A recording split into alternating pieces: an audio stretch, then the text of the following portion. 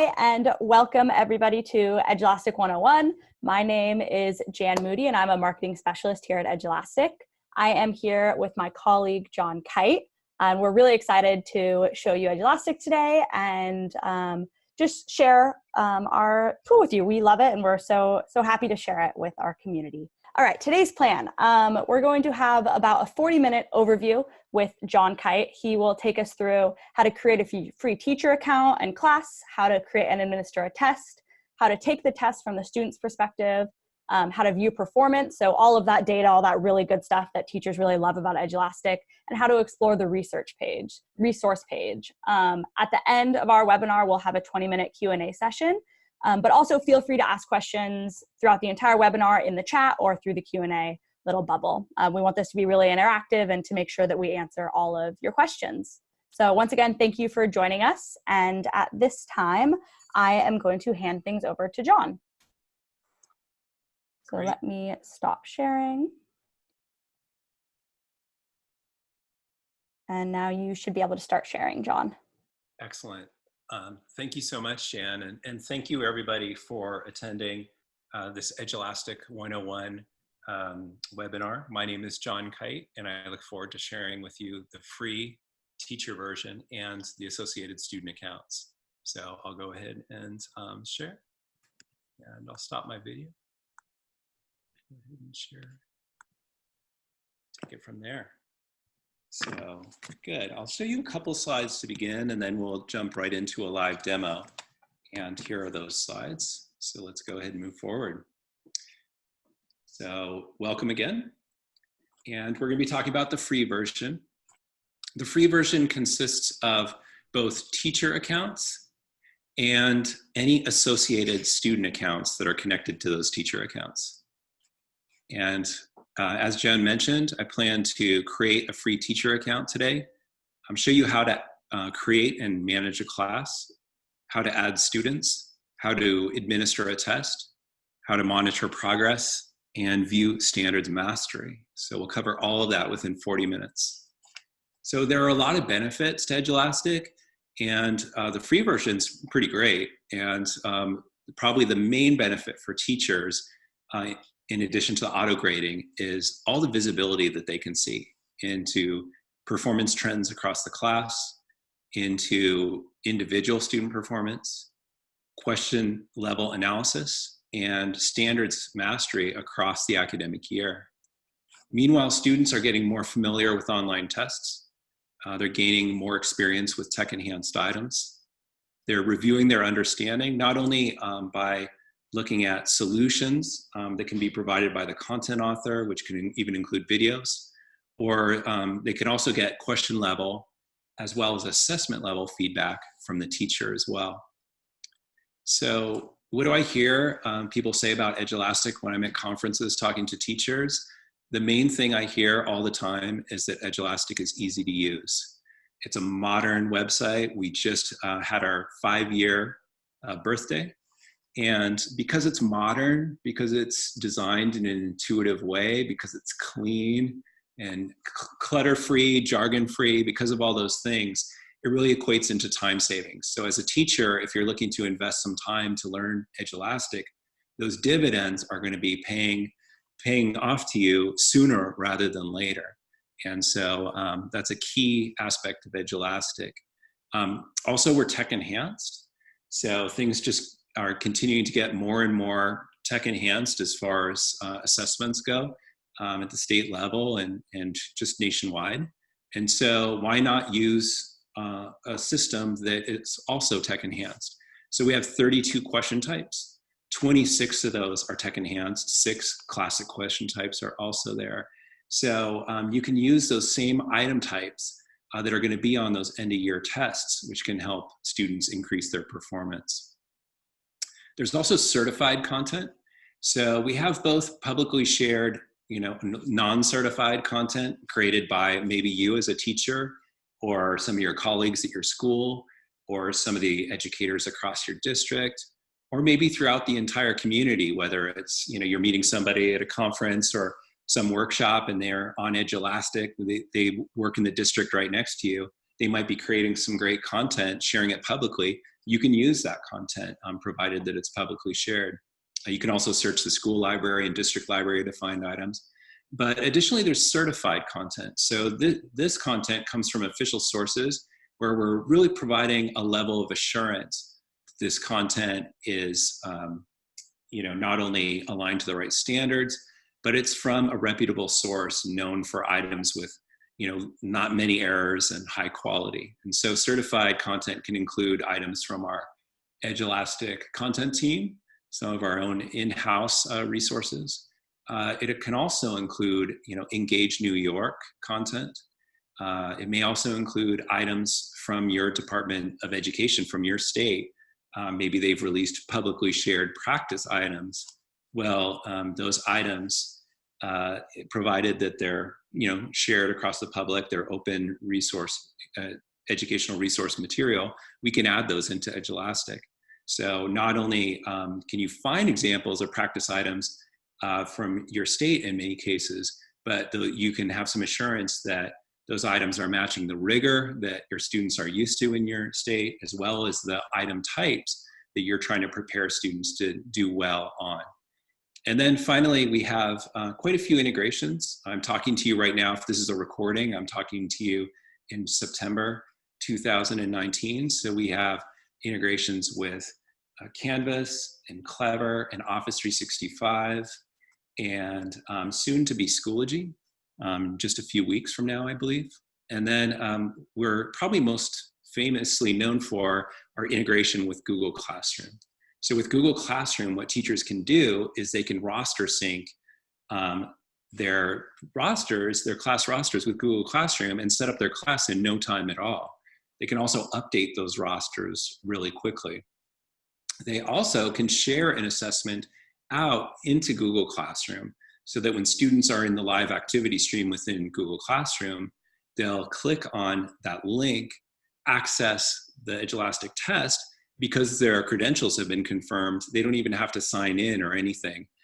We know that they are who they say they are, and they can get immediate single sign-on access into Edulastic.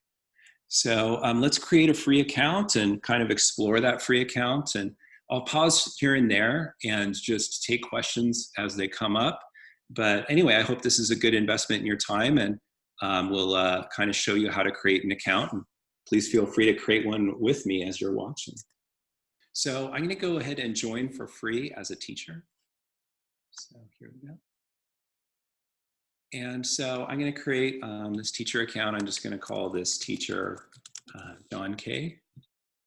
And my email address is going to be johnk905, just happens to be the date, Edulastic.com. My password is welcome, so I'll go ahead and sign up as this teacher. Now, it's important that you select the right school. And the reason why is for sharing purposes. So now I'm going to search schools by zip code, and I can see that I've found my school, the correct school. So now when I'm sharing assessments at the school level, or others in my school, my colleagues are sharing with me, I'll be able to see those tests. So it's important. And I can see here my colleagues. I can see these are all people I recognize and I work with. So I'm going to go ahead and proceed. So I'm going to be a third grade math teacher. I can also select standard sets if I want to sort of default my account to those standards. In this case, I may kind of jump from standard to standard, so I'm not going to do that. But then you get started, and now I've created a free account. And so I was actually watching a video of me doing a similar webinar last year at this time. And one thing that I noticed is there was 92,000 items shared in the Edulastic Public Bank. Well, now there's almost 145,000 questions. So that gives you an indication of how we're growing. Those certified or official items that I mentioned, we're at over 41,000, and those are aligned to different standards and different states, et cetera. So there's a get started video and other resources. If I wanted to, I can look at my profile. I can go ahead and select a file and add an image if I want to. So I'll go ahead and upload an image. And if I wanted to, I could change my password edit my profile, change my username, etc. if I wanted to do that. So then I'll go to the dashboard. And if you ever notice the screen looks like this and you're not sure where you are, just expand that panel and then you can kind of see where you are in relation to where you want to go. So in this case, we have the manage class area. So I'll go ahead and create a new class. And let me do that right now. So I'm going to call this third grade math.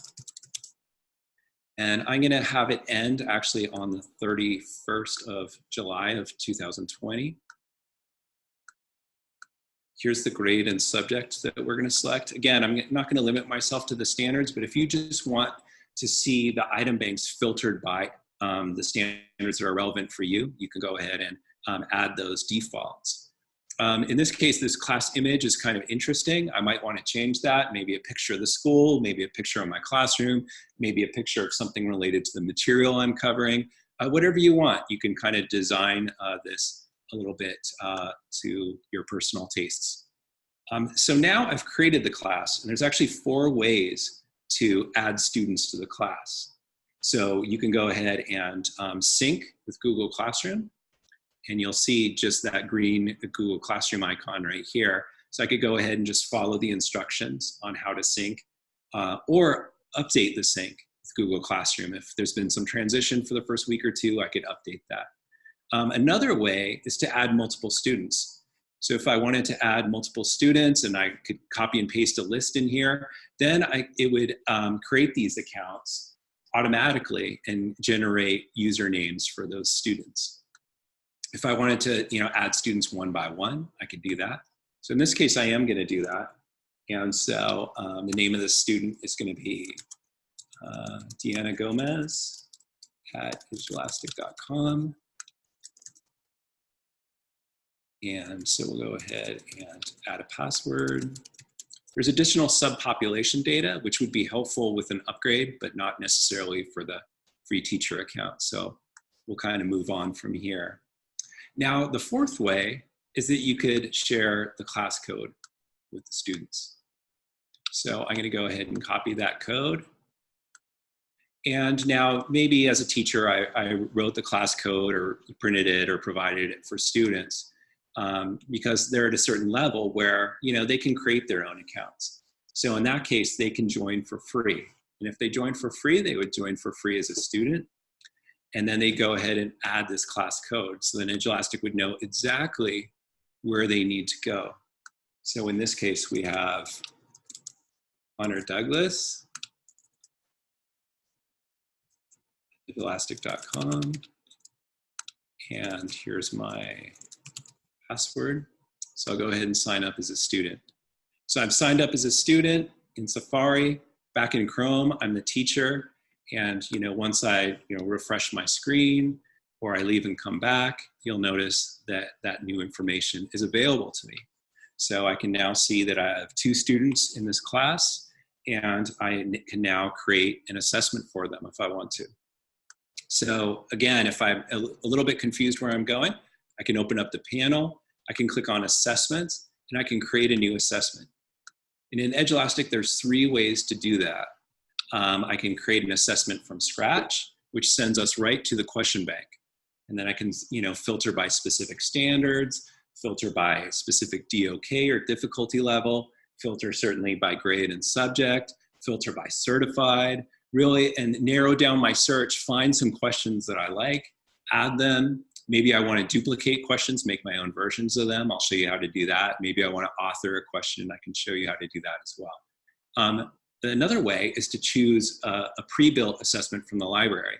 So maybe that there are those state-specific practice items in Edulastic and you want to search for those. So you can search for those and find them, and then you can make your own version of some of those questions, or you can add questions. You can add maybe a YouTube video or Khan Academy video to those questions. There's just a lot you can do.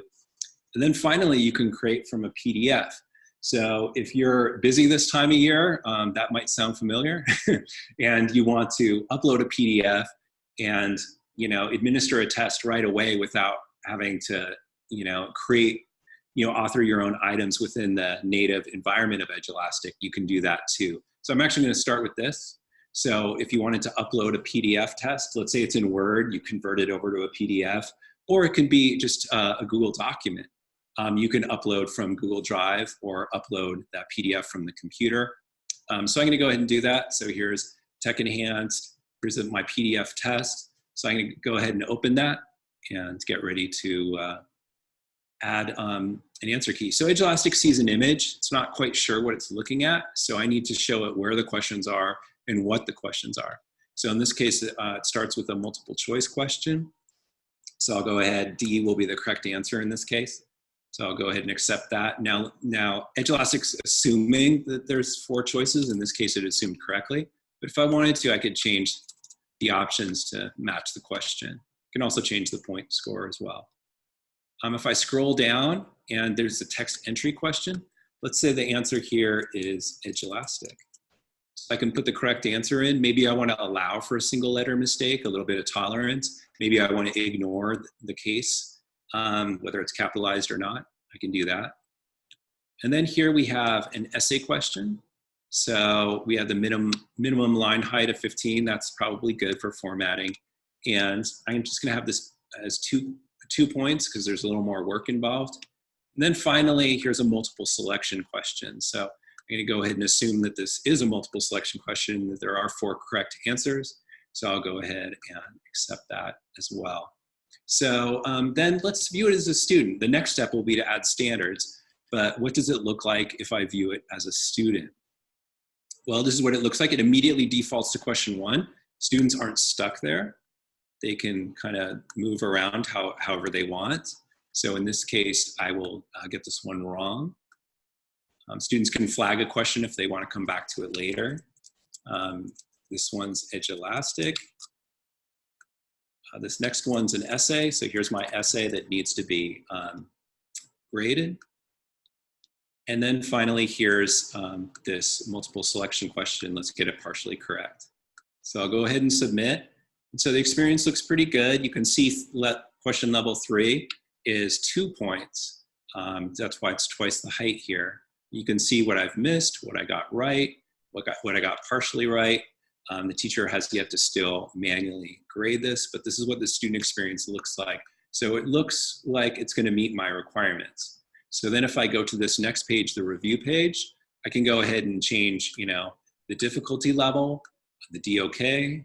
I can select specific standards, and these are the grade standards as well as the different state standards. You can start typing, and then you can get to what your state is. You don't have to scroll all the time endlessly. So then anyway, so I've added standards. I can change the point value, but that's what it would look like. So anyway, I can go to publish or assign. So I'll go ahead and click here. Oh, and it's saying, hey, you can't do that yet. And the reason why is because you haven't attached standards with every question. So that is very true. We do have an other standard. So if you're not really interested in using standards-based assessments for every single test, you can designate some questions as, subject other, standards other, and that will not interfere with the true standards mastery reporting that you still would have, provided that you're also assessing using real standards. So that's just a little best practice that you might do. So anyway, that's how I would create an assessment from a PDF. There's 2 other ways to do it. And when I choose from the library, I actually can show you both of these. So in this case, we'll browse all 3rd grade math assessments. In this case, there's 1,200 assessments. Let's change it. So I'm going to go to middle school this time. I'm going to go to math, and I'm going to go to, in this case, Louisiana student standards for math, and I'll apply the filter. And for whatever reason, the average number of questions in Edulastic is 12 questions per test. So for every test that there's 11 questions, there's another test for 13, etc. So I can, kind of estimate how many questions total there are. Of course, I can always go to the item bank and look directly there.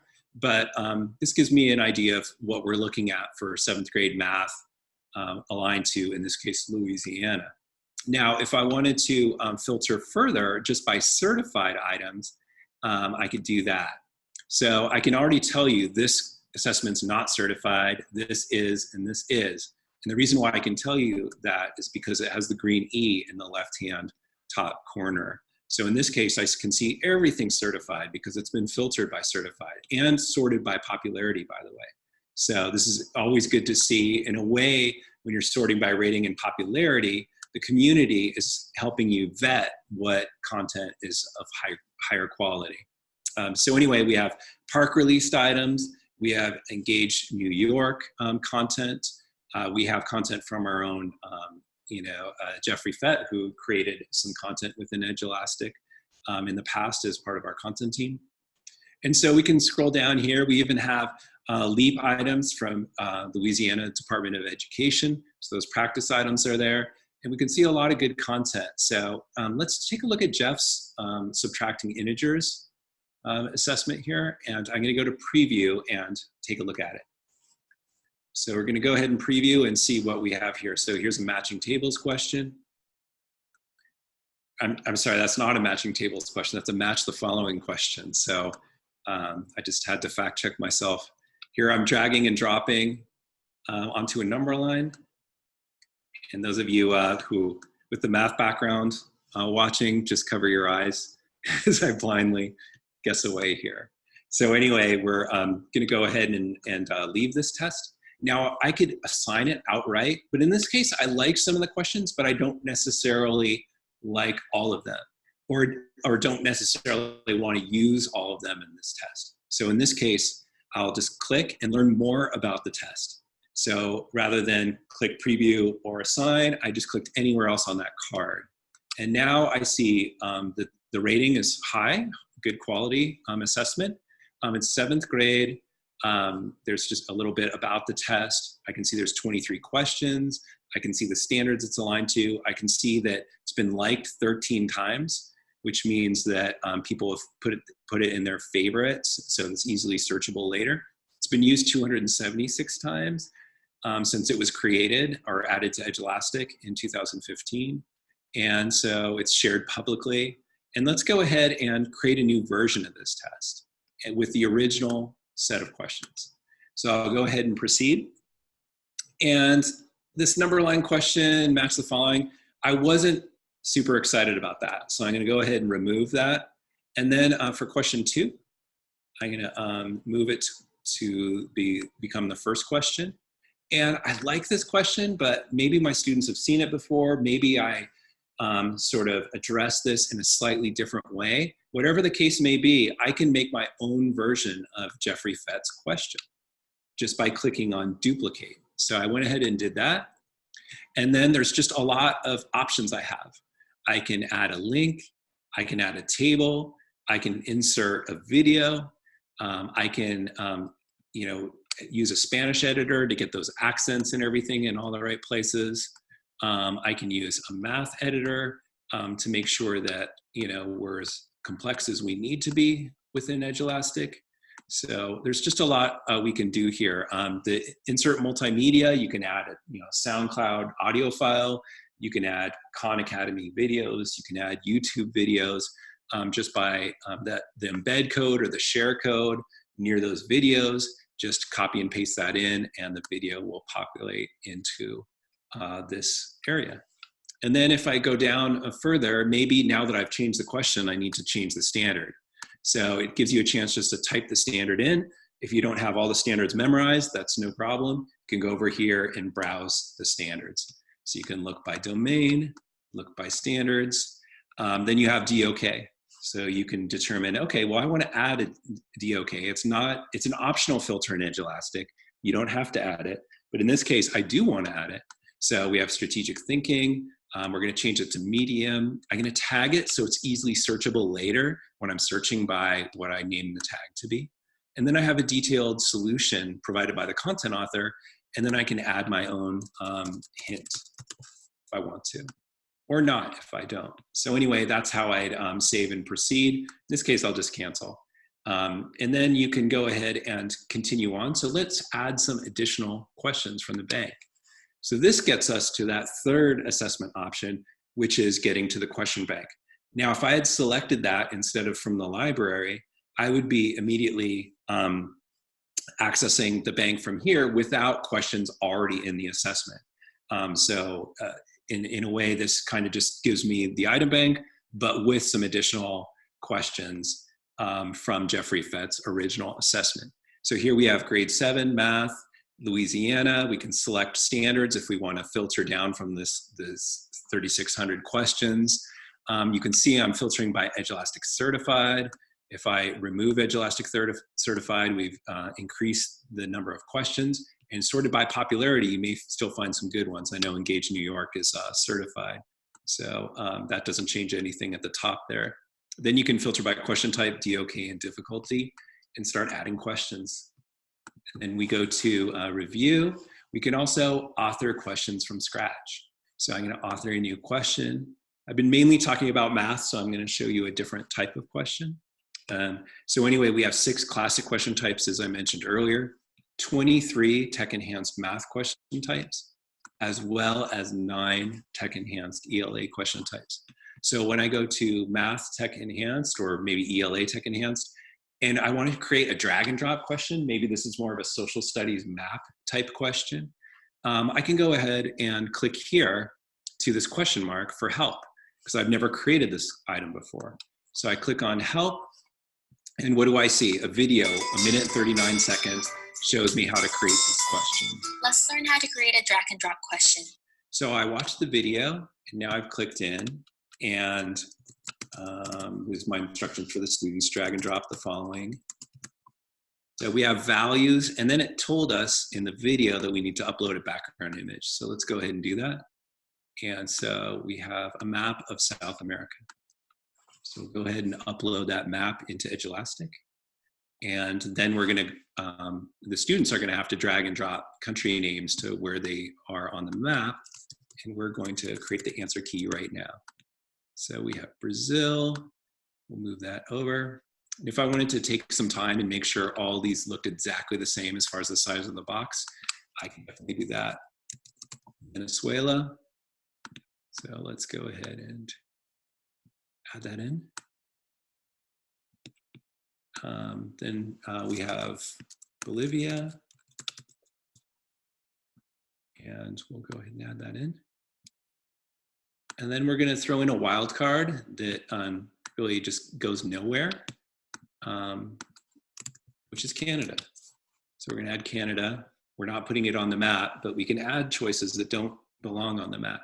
So the pre-formatted options are really nice, but you can change a lot around borders, answering choices, snap fitting values into the drop area, etc. So there's a lot of nice options here. As I told you before on duplicating a question, you have all these options available to you: adding standards, depth of knowledge, difficulty level, tags, solutions, and here is our hint. And this is our detailed solution. Or not too detailed, I don't know. So anyway, we'll go ahead and preview the question and see what it looks like from the student standpoint. So as you can see, I kind of call this next generation authoring. I think this is really the first time I've seen authoring this easy with tech-enhanced question types. And it's a great thing. And you might think, well, I'm not gonna author these items. Well, your colleagues might, and your colleagues in the district who are teaching the same class as you might as well. And they might be sharing those questions at the district level or across the Edulastic community, so you can access those questions. So that might be nice. And I see that happen quite a bit sometimes where specific departments, suddenly everyone in the science team jumps on board with Edulastic. So that can be kind of nice to see. So anyway, here's Bolivia, here's Brazil. And I have to make a mistake here. So there's Canada. Here's our hint. And we'll go ahead and submit our answers. You can see we got 2 out of 3 correct. Canada is just a little farther north. So anyway, we can go ahead and keep this question or cancel it. To keep it and add it, we'll have to add a standard if that's the case. In this case, I'll just cancel it. So go ahead and review. And maybe we want to change the image of the assessment. It'll give you just kind of a default. And I might think, I'll just write JK version, my class, kind of thing. I'm making my own version of this subtracting integers test. Maybe I want to add an image, so let's do that. So we'll go to test, and this looks nice. So go ahead and upload that. So you can personalize things, which provides, I think, a kind of a nice touch to Edulastic. And then we'll go ahead and publish and assign. So it's going to ask me for some rules. So the open date, when's the open date? Well, it's on Monday. Close date will be on Tuesday. And, you know, automatically on start date might be great if it's just, you know, bell ringers or quizzes for all my classes. It's low stakes. No one's really going to try to start the test early or anything like that. We might just have it automatically at a certain time. Great for homework, great for projects, things like that. But if we have more of a higher stakes test, we might want to green light it manually in class when we see that the students are ready to take it. So you can go ahead and do that. The same goes for the closed policy. And then we can go ahead and assign this. In this case, I have one class.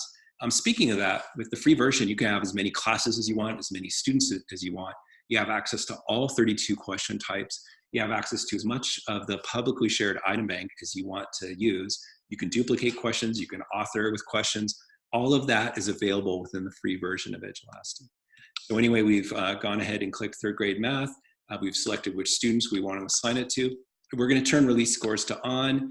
And then there's advanced options if we decide to upgrade, if you want to add calculators or text to speech or you know, just many other things, you know, shuffling the question order, shuffling the answer choices. Those are premium features, and you can upgrade to premium if you want.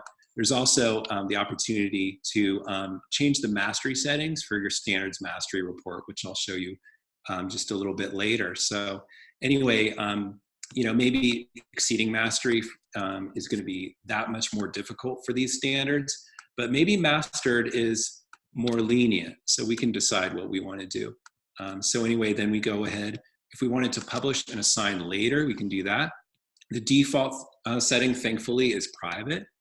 But if you do want to just share with a couple other teachers, you can do that. If you want to share assessments across the school, you can do that. If you want to share an assessment across the entire district, you can also do that. Or across the entire community, that's also an option for you. So all those sharing levels are available. And once you assign a test, then students will get it once that open policy kicks in. So they would see it if it's manual, open on Monday. It would open for them once you've manually basically hit kind of the equivalent of a play button when you're in your test area. So that's what that looks like. And that's the test. So anyway, I'll go ahead and sign out of here and show you a tech-enhanced test from the point of view of a teacher and a student. In the meantime, though, are there any questions so far?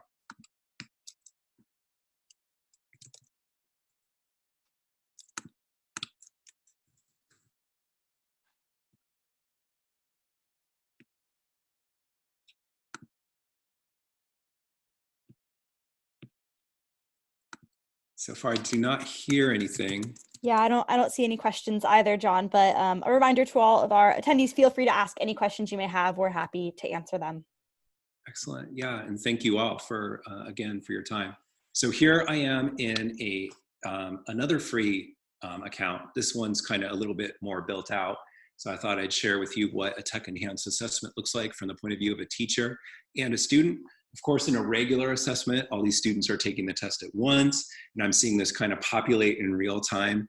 In John's demo environment world, we're kind of going student by student taking this test. So anyway, I can see my class. Some of these students have yet to take this test, some have. So here's Emma Geary. She's in Safari, and she's ready to begin. So Edulastic works for students on Chromebooks, iPads, basically anything mini tablet-sized or larger that's modern and web-enabled and connected to a decent internet connection. So anyway, Emma can go ahead and start this assessment. She may have come here from a link from Google Classroom. So anyway, here she goes. And here is a drag and drop labeling question. I think this is aligned to next generation science standards. And then here is a drop-down labeling question. So we're gonna go ahead and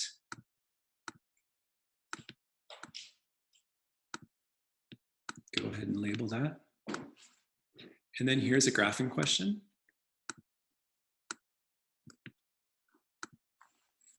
And then here is a question involving Scratchpad. There's Marta and her sister have picked some blueberries. They use some of the blueberries to make muffins. So it's asking us how many cups of blueberries are left from what they picked after baking those muffins. So anyway, we can show our work, which is a great aspect of Edulastic. We actually have a couple constructed response questions in Edulastic.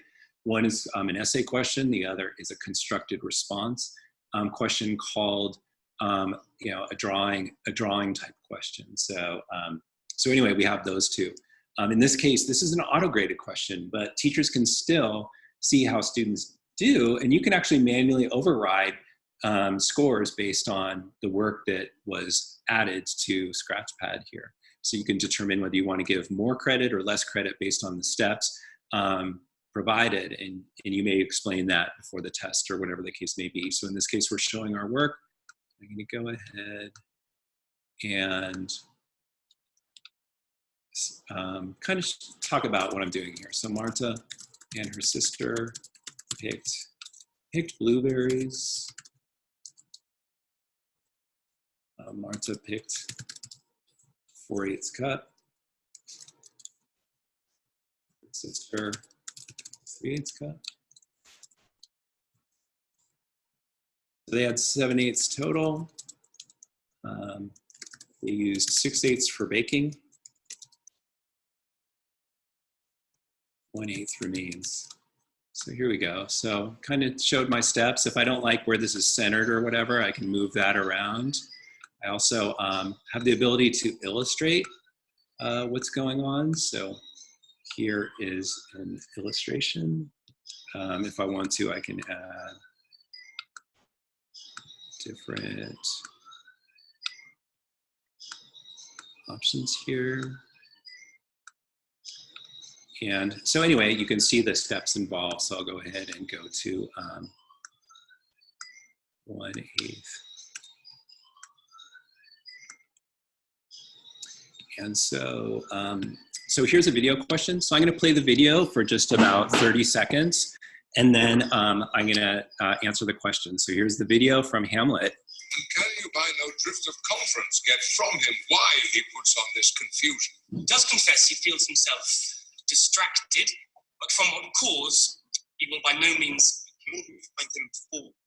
So anyway, we see a scene from Hamlet. That's Patrick Stewart as Claudius. So we'll go ahead and answer the question. And maybe I'll get it actually wrong, totally wrong. So I'll miss that one. And then here's a sentence response or highlighting question. And meanwhile, we can see everything that's going on in pretty much real time. I mentioned that I missed question 5. Question 6 is about to populate probably while I'm talking right here. And as a teacher, you see all of this information pretty much in real time. I can see right away question 4 is taking more time for the students. In fact, it just populated with question 6's response. I can see I was actually going to cover question 1 and question 2 the next day. And rather than that, I realized that I really need to focus on question 7. For some reason, students are missing it. So I'll click on question 7, and then we'll go ahead and see how students responded. I can move from student to student if I want, or scroll down. And then, yeah, I can also kind of click to see performance by standards. And so anyway, that's kind of what's going on so far. And I have really great information at the question level. In fact, for question 4, let's see how everyone's doing so far. So I can review students' work. So here's this work that I just did. I can see how that compares to what other students are doing. And looks like they really have a good understanding of the Edulastic assessment. So anyway, we can see that. So let's say, for example, Mackenzie Hall is talking to me at lunchtime or after school or at some study break or whatever, and she wants to know if she was frustrated about a couple questions. We can actually click right in at the student level, see what she missed, and then we can go ahead and check it out. We can talk to her about how she's doing. And there's Rosa, her friend. Rosa is also curious how she did. So we can go right there, see how Rosa performed on this test as well. So we can go ahead and see Rosa's performance. And we can click to what exactly she missed. So it's just all these very actionable, interesting, real-time data that you have as the student is, working through the assessment. This is a passage-based question where they can change their view and they can move around as they need to. They can move from passage to passage. There can be videos in passage. There can be links in the passage. And then finally, we have an option for drag and drop. Hey, John. Yes. It looks like we have a couple questions. Do you mind if I read them out? Oh yeah, please do. Great. So the first one is, if I have a free version for this year and decide to upgrade next school year, will I have to start from scratch, or will all of my tests and work still be available when I upgrade? Yeah, so when you upgrade, everything's going to still be there. So if you, for example, have created tests that, and in fact, I have a demo account that has gone from year to year, and I can still access within my assessment, that assessment tab, anything that I've created. And I'll also have access, and of course I can always share. And one thing that if someone's moving from district to district, you can actually share the assessment out. If you're going to start from scratch with a new account, you can share the assessment publicly, and then you can pick up and find that assessment from another account if you want like a fresh start. But in most cases, people don't. And with that in mind, you can easily just access those tests that you've created. Great. And then the other question that we got was, are all of these question types available on the free version?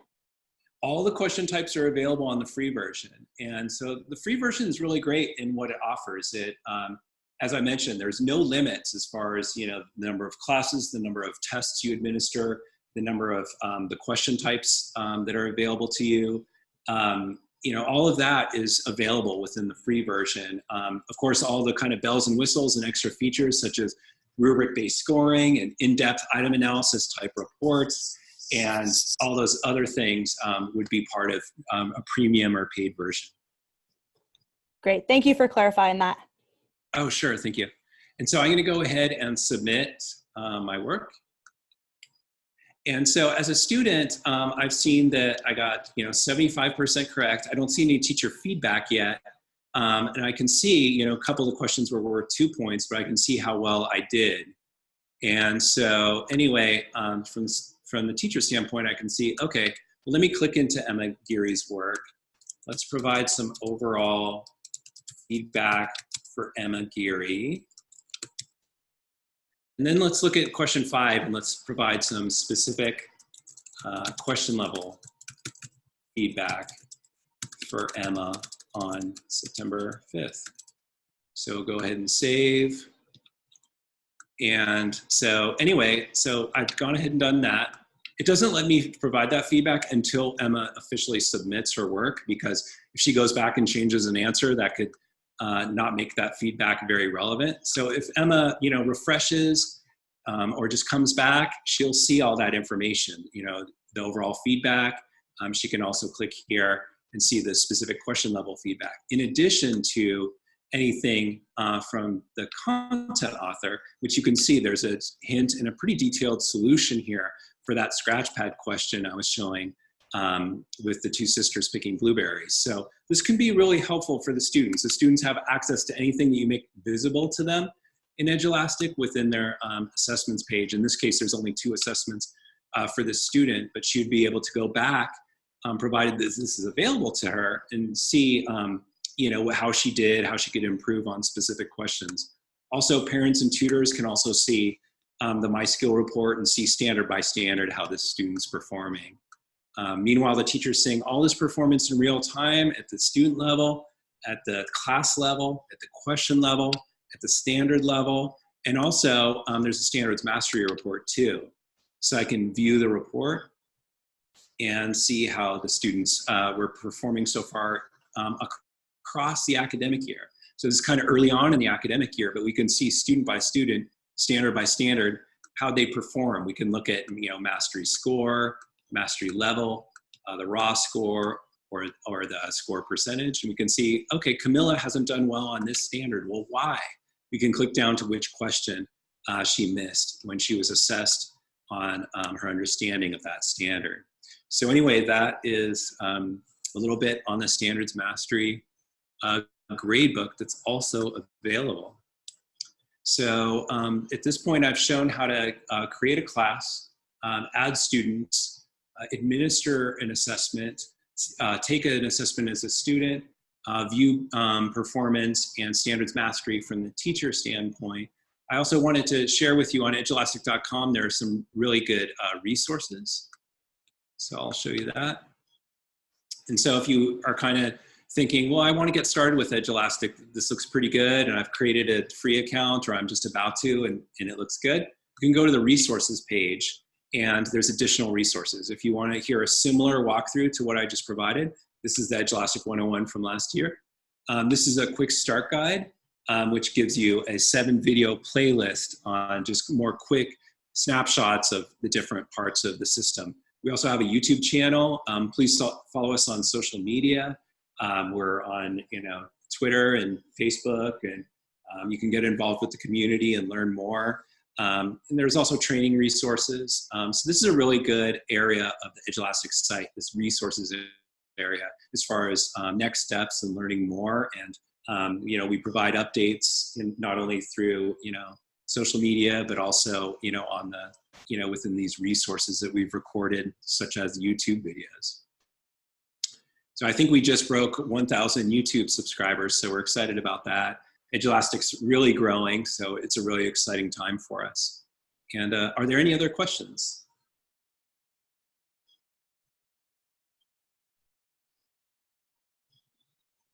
Feel free to ask questions either in the chat or in the Q&A section. I think now is our designated time for questions.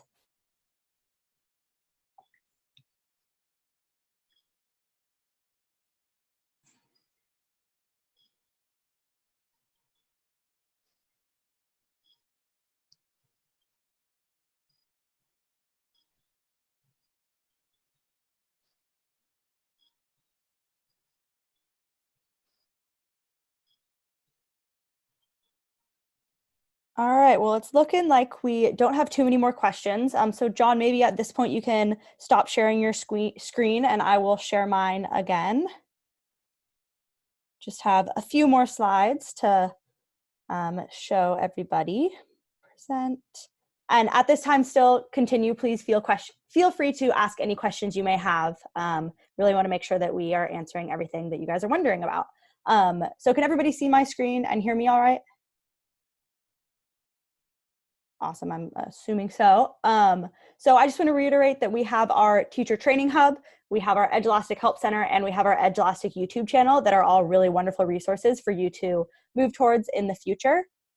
Hang on, I want to make sure, oh good, my video started now too. So these are really great resources that you can continue to go back to and continue to find support.